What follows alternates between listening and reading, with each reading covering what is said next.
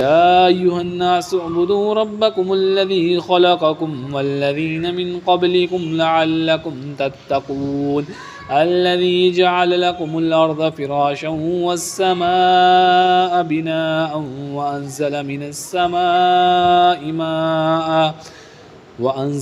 السماء ماء فأخرج به من الثمرات رزقا لكم فلا تجعلوا لله أندادا وأنتم تعلمون وإن كنتم في ريب مما نزلنا على عبدنا فأتوا بسورة من مثله وادعوا شهداءكم من دون الله إن كنتم صادقين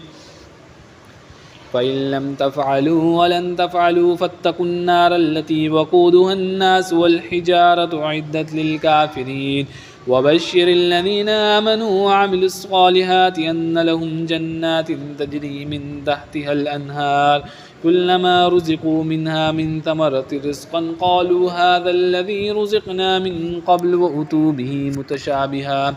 ولهم فيها أزواج مطهرة وهم فيها خالدون إن الله لا يستحيي أن يضرب مثلا ما بعوضة فما فوقها فأما الذين آمنوا فيعلمون أنه الحق من ربهم وأما الذين كفروا فيقولون ماذا أراد الله بهذا مثلا يضل به كثيرا ويهدي به كثيرا وما يضل به إلا الفاسقين الذين ينقضون عهد الله من بعد ميثاقه ويقطعون ما أمر الله به أن يوصل ويفسدون في الأرض